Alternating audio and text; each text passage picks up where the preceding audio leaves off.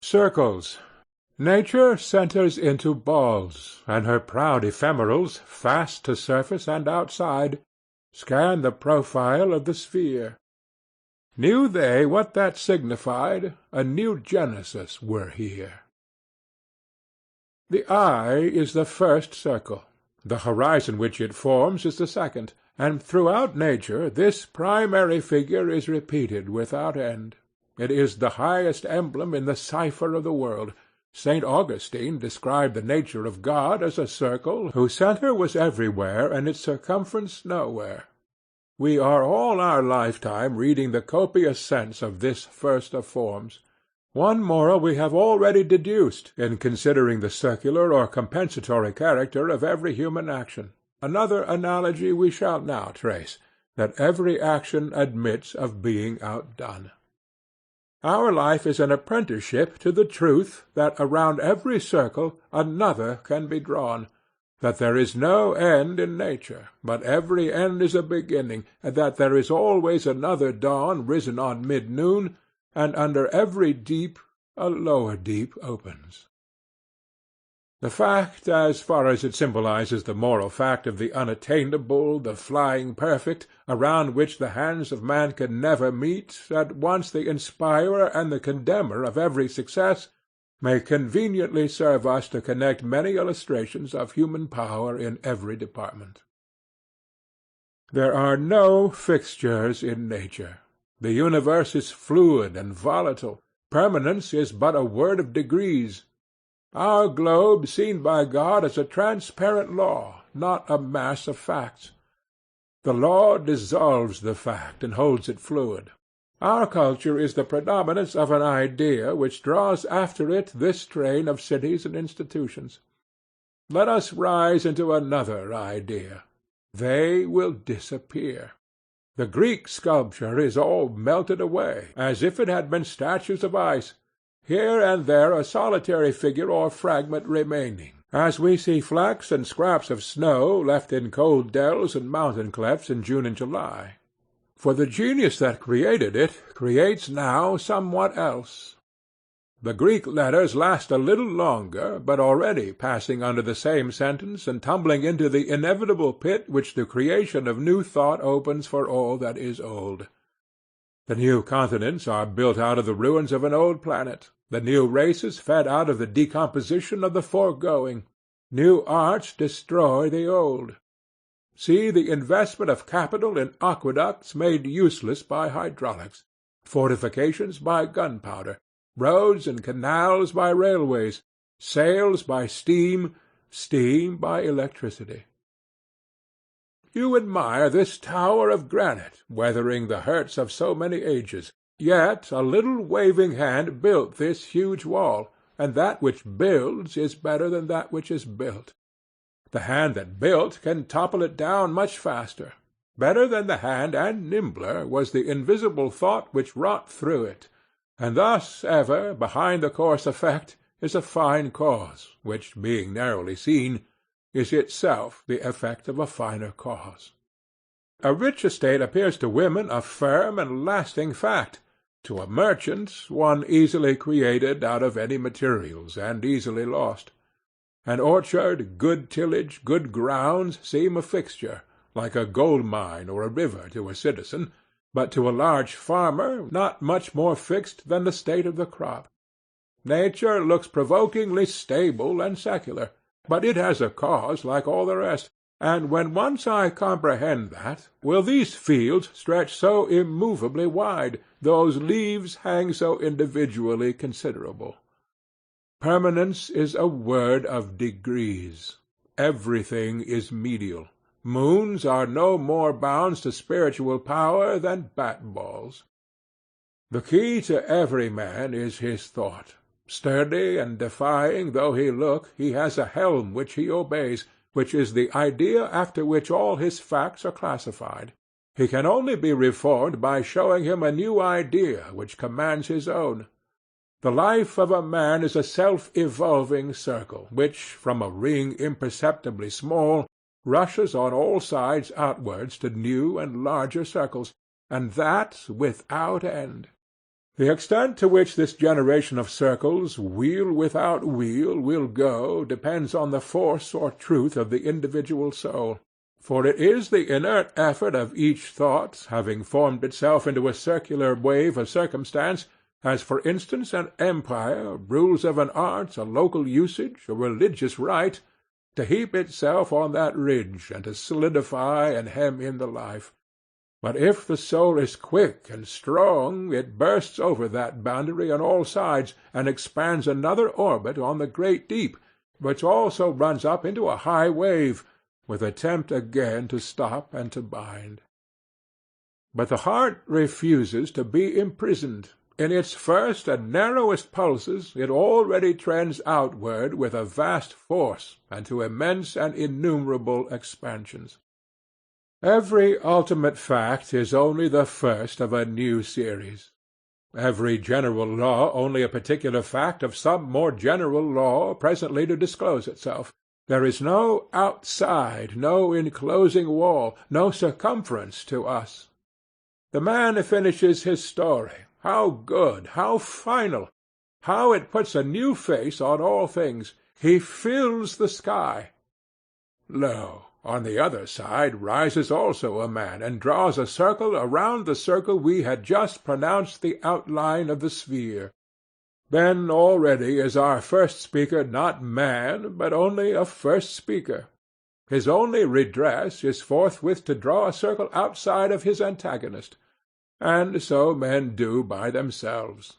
The result of to-day, which haunts the mind and cannot be escaped, will presently be abridged into a word, and the principle that seemed to explain nature will itself be included as one example of a bolder generalization.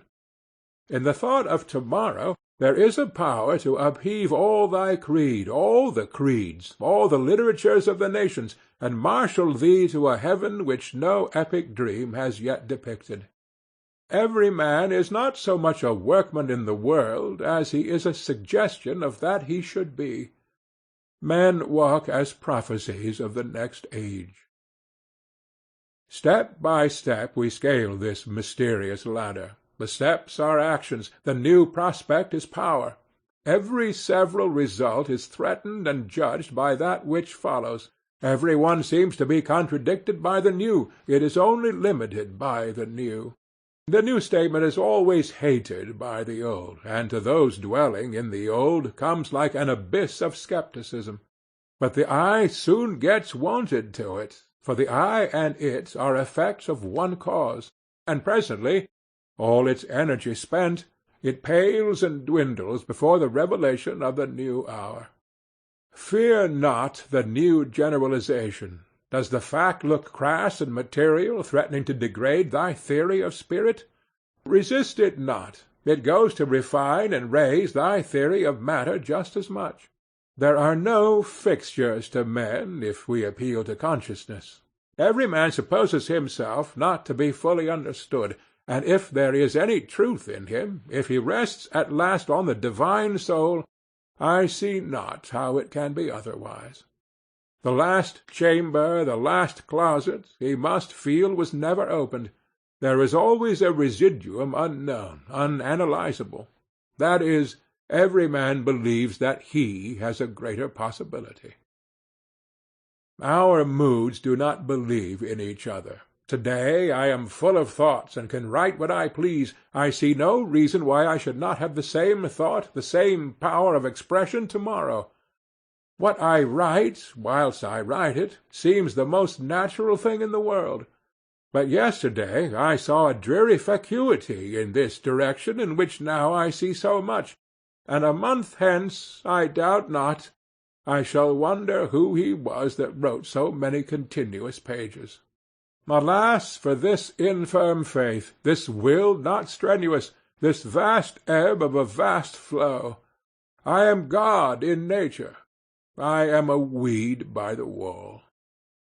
The continual effort to raise himself above himself, to work a pitch above his last height, betrays itself in a man's relations. We thirst for approbation, yet cannot forgive the approver. The sweet of nature is love. Yet if I have a friend, I am tormented by my imperfections. The love of me accuses the other party.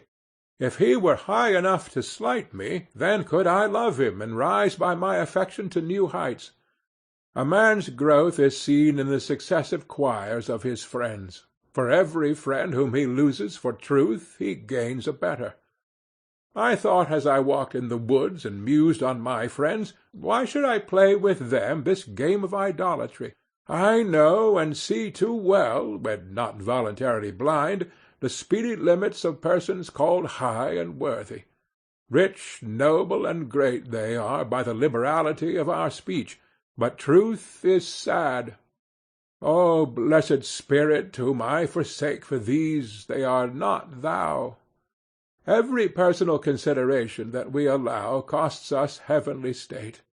We sell the thrones of angels for a short and turbulent pleasure. How often must we learn this lesson? Men cease to interest us when we find their limitations. The only sin is limitation. As soon as you once come up with a man's limitations, it is all over with him. Has he talents? Has he enterprise? Has he knowledge? It boots not. Infinitely alluring and attractive was he to you yesterday, a great hope, a sea to swim in. Now you have found his shores, found it a pond, and you care not if you never see it again. Each new step we take in thought reconciles 20 seemingly discordant facts, as expressions of one law. Aristotle and Plato are reckoned the respective heads of 2 schools. A wise man will see that Aristotle platonizes.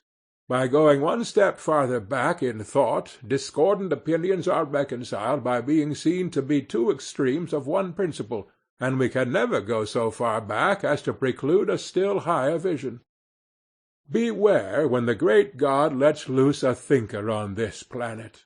Then all things are at risk. It is as when a conflagration has broken out in a great city, and no one knows what is safe or where it will end. There is not a piece of science but its flank may be turned to-morrow. There is not any literary reputation, not the so-called eternal names of fame, that may not be revised and condemned. The very hopes of man, the thoughts of his heart, the religion of nations, the manners and morals of mankind are all at the mercy of a new generalization. Generalization is always a new influx of the divinity into the mind. Hence the thrill that attends it.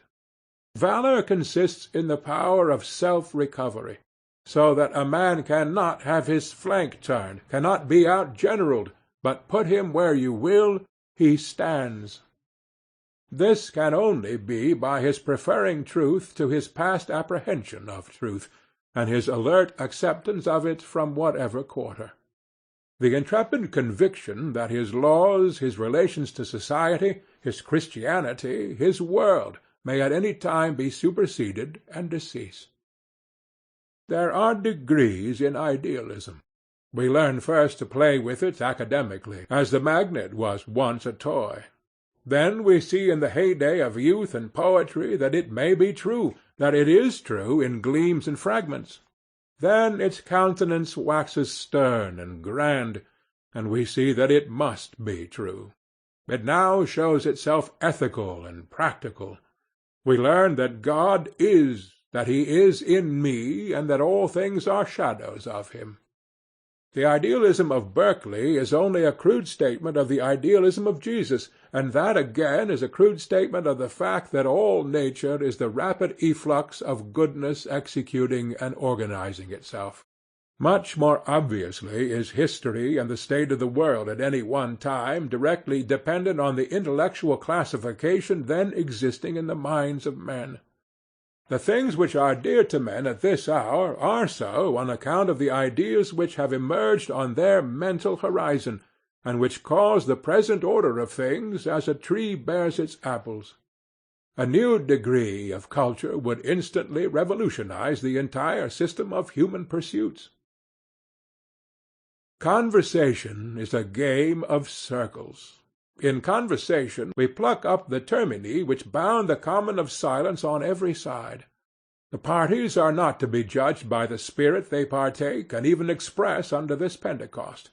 To-morrow they will have receded from this high-water mark. To-morrow you shall find them stooping under the old pack-saddles. Yet let us enjoy the cloven flame whilst it glows on our walls. When each new speaker strikes a new light, emancipates us from the expression of the last speaker to oppress us with the greatness and exclusiveness of his own thought, then yields us to another Redeemer, we seem to recover our rights, to become men. Oh, what truths profound and executable only in ages and orbs are supposed in the announcement of every truth! In common hours society sits cold and statuesque. We all stand waiting, empty, knowing possibly that we can be full, surrounded by mighty symbols which are not symbols to us, but prose and trivial toys. Then cometh the god, and converts the statues into fiery men, and by a flash of his eye burns up the veil which shrouded all things, and the meaning of the very furniture, of cup and saucer, of chair and clock and tester, is manifest. The facts which loomed so large in the fogs of yesterday, property, climate, breeding, personal beauty, and the like, have strangely changed their proportions. All that we reckoned settled shakes and rattles, and literatures, cities, climates, religions, leave their foundations and dance before our eyes. And yet here again see the swift circumspection. Good as is discourse, silence is better, and shames it. The length of the discourse indicates the distance of thought betwixt the speaker and the hearer. If they were at perfect understanding in any part, no words would be necessary thereon. If at one in all parts, no words would be suffered. Literature is a point outside of our hodiernal circle, though through which a new one may be described. The use of literature is to afford us a platform whence we may command a view of our present life, a purchase by which we may move it.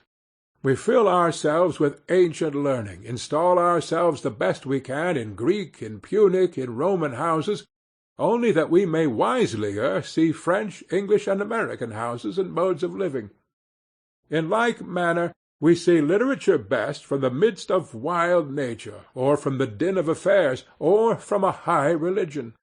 The field cannot be well seen from within the field. The astronomer must have his diameter of the earth's orbit as a base to find the parallax of any star.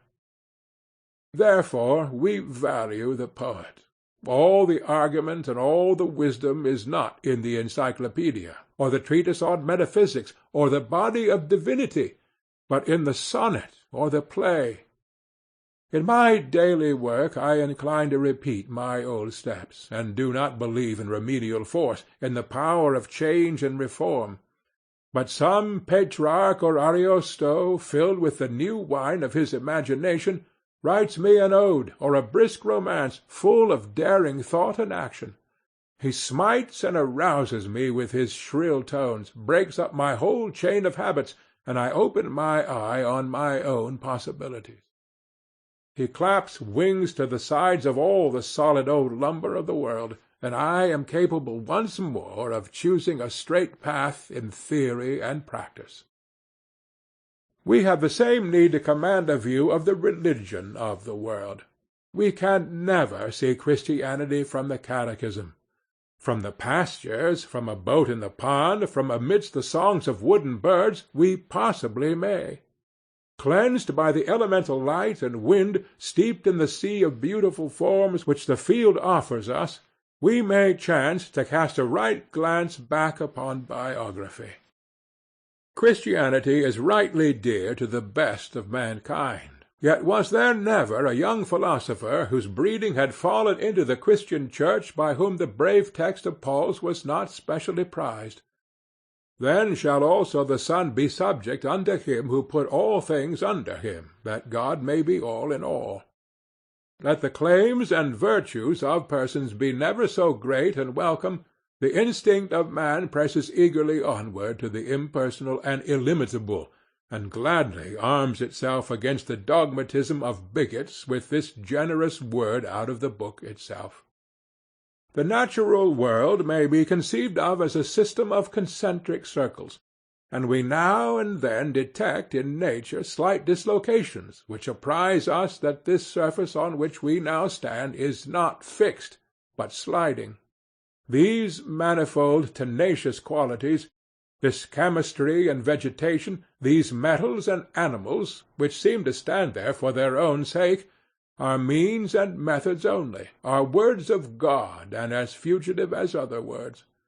Has the naturalist or chemist learned his craft, who has explored the gravity of atoms and the elective affinities, who has not yet discerned the deeper law whereof this is only a partial or approximate statement, namely, that like draws to like, and that the goods which belong to you gravitate to you, and need not be pursued with pains and cost? Yet is that statement approximate also, and not final. Omnipresence is a higher fact. Not through subtle subterranean channels need friend and fact be drawn to their counterpart, but, rightly considered, these things proceed from the eternal generation of the soul. Cause and effect are two sides of one fact. The same law of eternal procession ranges all that we call the virtues, and extinguishes each in the light of a better. The great man will not be prudent in the popular sense. All his prudence will be so much deduction from his grandeur. But it behooves each to see, when he sacrifices prudence, to what god he devotes it. If to ease and pleasure, he had better be prudent still. If it to a great trust, he can well spare his mule and panniers, who has a winged chariot inside. Geoffrey draws on his boots to go through the woods, that his feet may be safer from the bite of snakes. Aaron never thinks of such a peril. In many years neither is harmed by such an accident. Yet it seems to me that with every precaution you take against such an evil, you put yourselves into the power of the evil. I suppose that the highest prudence is the lowest prudence. Is this too sudden a rushing from the centre to the verge of our orbit? Think how many times we shall fall back into pitiful calculations before we take up our rest in the great sentiment, or make the verge of to-day the new centre. Besides, your bravest sentiment is familiar to the humblest men. The poor and the low have their way of expressing the last facts of philosophy as well as you. Blessed be nothing, and the worse things are, the better they are proverbs which express the transcendentalism of common life. One man's justice is another's injustice, one man's beauty another's ugliness, one man's wisdom another's folly, as one beholds the same objects from a higher point. One man thinks justice consists in paying debts, and has no measure in his abhorrence of another who is very remiss in this duty, and makes the creditor wait tediously. But the second man has his own way of looking at things, asks himself which debt must I pay first, the debt to the rich or the debt to the poor, the debt of money or the debt of thought to mankind, of genius to nature. For you, O broker, there is no other principle but arithmetic. For me, commerce is of trivial import. Love, faith, truth of character, the aspiration of man, these are sacred. Nor can I detach one duty, like you, from all other duties, and concentrate my forces mechanically on the payment of moneys. Let me live onward. You shall find that, though slower, the progress of my character will liquidate all these debts without injustice to higher claims. If a man should dedicate himself to the payment of notes, would not this be injustice? Does he owe no debt but money? And are all claims on him to be postponed to a landlord's or a banker's? There is no virtue which is final. All are initial. The virtues of society are vices of the saint. The terror of reform is the discovery that we must cast away our virtues, or what we have always esteemed such, into the same pit that has consumed our grosser vices. Forgive his crimes. Forgive his virtues too. These smaller faults half converts to the right. It is the highest power of divine moments that they abolish our contritions also. I accuse myself of sloth and unprofitableness day by day. But when these waves of God flow into me, I no longer reckon lost time. I no longer poorly compute my possible achievement by what remains to me of the month or the year. For these moments confer a sort of omnipresence and omnipotence which asks nothing of duration, but sees that the energy of the mind is commensurate with the work to be done, without time. And thus, O circular philosopher, I hear some reader exclaim, you have arrived at a fine Pyrrhonism, at an equivalence and indifferency of all actions, and would fain teach us that if we are true, forsooth, our crimes shall be lively stones, out of which we shall construct the temple of the true God. I am not careful to justify myself. I own I am gladdened by seeing the predominance of the saccharine principle throughout vegetable nature, and not less by beholding in morals that unrestrained inundation of the principle of good into every chink and hole that selfishness has left open, yea, into selfishness and sin itself, so that no evil is pure, no hell itself without its extreme satisfactions. But lest I should mislead any when I have my own head and obey my whims, let me remind the reader that I am only an experimenter. Do not set the least value on what I do, or the least discredit on what I do not, as if I pretended to settle anything as true or false. I unsettle all things. No facts are to me sacred, none are profane. I simply experiment, an endless seeker with no past at my back. Yet this incessant movement and progression which all things partake could never become sensible to us, but by contrast to some principle or fixture or stability in the soul. Whilst the eternal generation of circles proceeds, the eternal generator abides. That central life is somewhat superior to creation, superior to knowledge and thought, and contains all its circles. For ever it labors to create a life and thought as large and excellent as itself, but in vain, for that which is made instructs how to make it better. Thus there is no sleep, no pause, no preservation, but all things renew, germinate, and spring. Why should we import rags and relics into the new hour? Nature abhors the old, and old age seems the only disease. All things run into this one. We call it by many names: fever, intemperance, insanity, stupidity, and crime. They are all forms of old age. They are rest, conservatism, appropriation, inertia. Not newness, not the way onward. We grizzle every day. I see no need of it. Whilst we converse with what is above us, we do not grow old, but grow young. Infancy, youth, receptive, aspiring, with religious eyes looking upward, counts itself nothing, and abandons itself to the instruction flowing from all sides.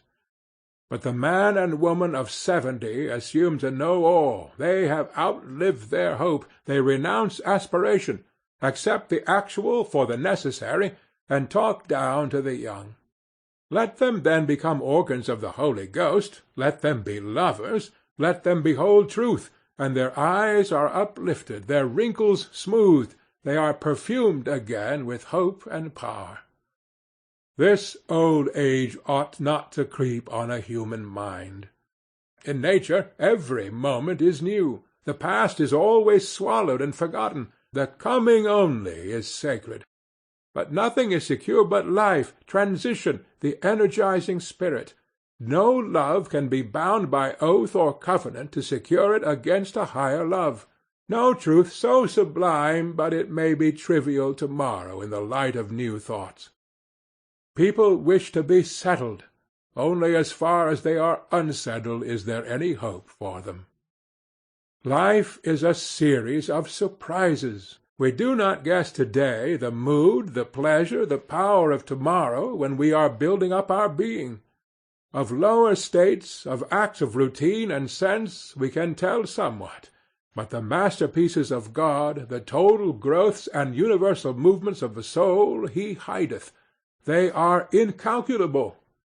I can know that truth is divine and helpful, but how it shall help me I can have no guess, for so to be is the sole inlet of so to know. The new position of the advancing man has all the powers of the old, yet has them all new. It carries in its bosom all the energies of the past, yet is itself an exhalation of the morning. I cast away in this new moment all my once hoarded knowledge, as vacant and vain. Now, for the first time, seem I to know anything rightly. The simplest words, we do not know what they mean, except when we love and aspire. The difference between talents and character is adroitness to keep the old and trodden round, and power and courage to make a new road to new and better goals. Character makes an overpowering present, a cheerful, determined hour, which fortifies all the company by making them see that much is possible and excellent that was not thought of. Character dulls the impression of particular events. When we see the conqueror, we do not think much of any one battle or success. We see that we had exaggerated the difficulty. It was easy to him. The great man is not convulsible or tormentable. Events pass over him without much impression. People say sometimes, "See what I have overcome, see how cheerful I am, see how completely I have triumphed over these black events." Not if they still remind me of the black event. True conquest is the causing the calamity to fade and disappear as an early cloud of insignificant result in a history so large and advancing. The one thing which we seek with insatiable desire is to forget ourselves, to be surprised out of our propriety, to lose our sempiternal memory, and to do something without knowing how or why. In short, to draw a new circle. Nothing great was ever achieved without enthusiasm. The way of life is wonderful. It is by abandonment.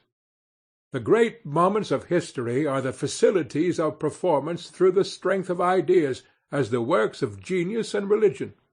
A man, said Oliver Cromwell, never rises so high as when he knows not whither he is going.